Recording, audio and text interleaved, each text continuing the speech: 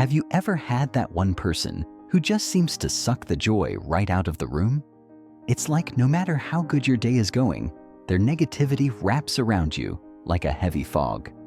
Maybe it's a coworker, a family member, or even a close friend. But here's the real question. What if I told you that you don't need to avoid these people to protect your peace?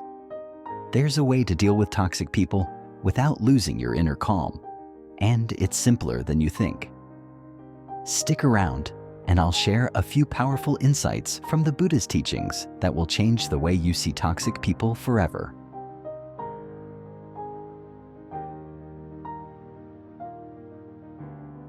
So, let's start by defining what we mean by toxic people. Toxic people are those who seem to drain your energy rather than uplift it. These are the individuals who criticize, gossip, or bring negativity into every situation. They might leave you feeling stressed, anxious, or even doubting yourself. Now, we all have bad days, so it's important to remember that being toxic doesn't necessarily make someone a bad person. Often, their behavior stems from their own pain or struggles. Maybe they're going through personal issues or don't know how to manage their own emotions. But here's the truth. We can't control how others act, but we can control how we respond. And that's the key to dealing with toxic people. Learning how to maintain your peace no matter what. The Buddha's teachings offer us some practical wisdom on this topic, and today we'll explore how we can apply this wisdom in our daily lives.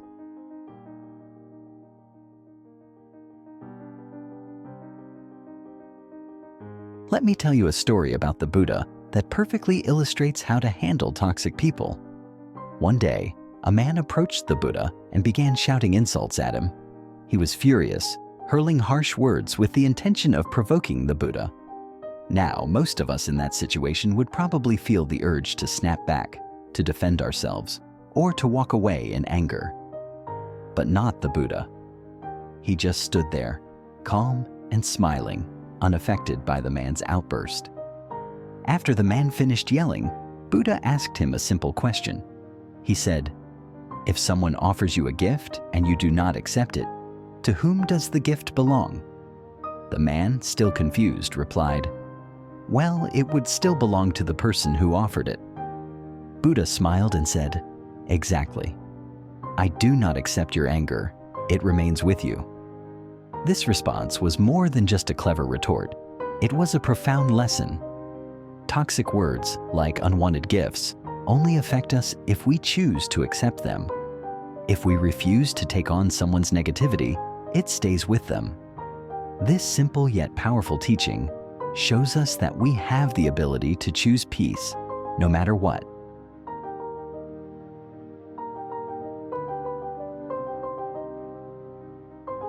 Now I know what you're thinking. It's easy to say, don't accept someone's anger. But how do you actually do that? How do you stay calm and peaceful when someone is actively trying to disturb your peace?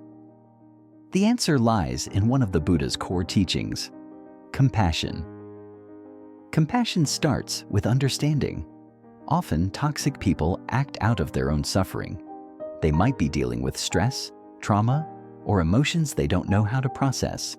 When you recognize that their negativity is coming from a place of pain, it becomes easier to approach the situation with compassion rather than anger. Instead of reacting with frustration, you can respond with kindness.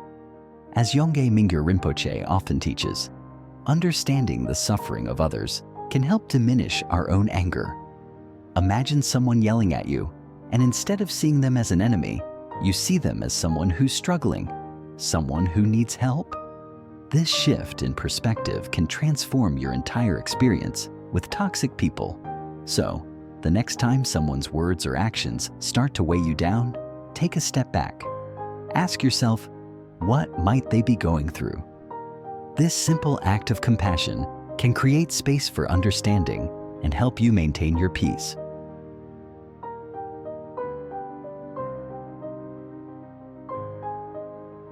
Another key tool in dealing with toxic people is silence. Now, silence doesn't mean you're ignoring the situation or letting people walk all over you. It's about choosing not to engage in the negativity. Think of it this way. When you pour gasoline on a fire, it only gets bigger. But if you refuse to fuel it, the fire will eventually burn out. The same is true in conversations with toxic people. When someone criticizes or attacks you, responding with anger or defensiveness only escalates the situation. But when you remain silent, you're refusing to give them the fuel they need. The Buddha once said that silence can be a powerful response to anger. Not responding doesn't mean you're weak. It means you're strong enough to hold your peace. When you stay silent, toxic people are often left confused. They expect a reaction, and when they don't get it, their negativity loses its power. So, next time someone throws harsh words your way, try responding with silence and a smile. It might feel unnatural at first, but you'll be surprised at how quickly it diffuses the situation.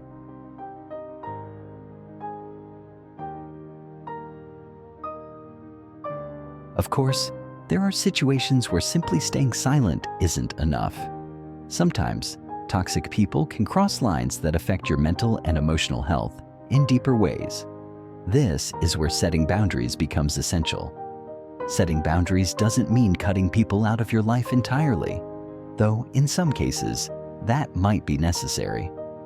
Instead, it's about protecting your peace while still maintaining compassion. Boundaries can be as simple as limiting the time you spend with someone or politely ending conversations that veer into negativity. Remember, you have the right to protect your own well-being. Yongey Mingyur Rinpoche teaches that we can practice compassion for others and for ourselves at the same time. If someone's behavior is consistently harmful, it's okay to step back. In fact, by setting boundaries, you're not only protecting yourself, but you're also giving the other person a chance to reflect on their own actions. The key is to set boundaries with kindness, not resentment. You're not punishing them. You're simply choosing peace for both of you.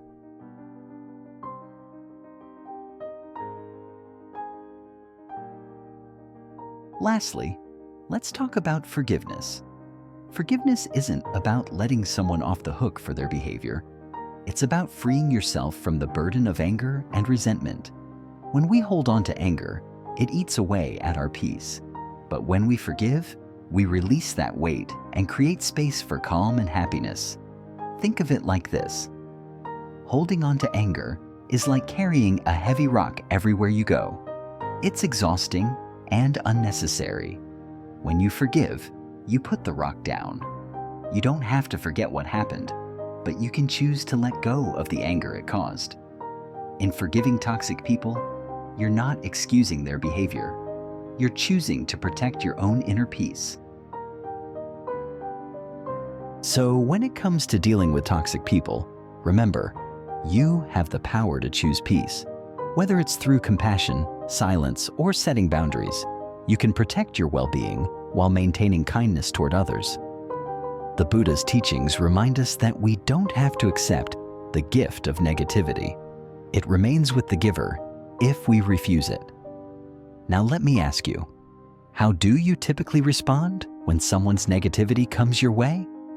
If you're curious about more ways to strengthen your inner peace, check out this video on mindfulness in daily life.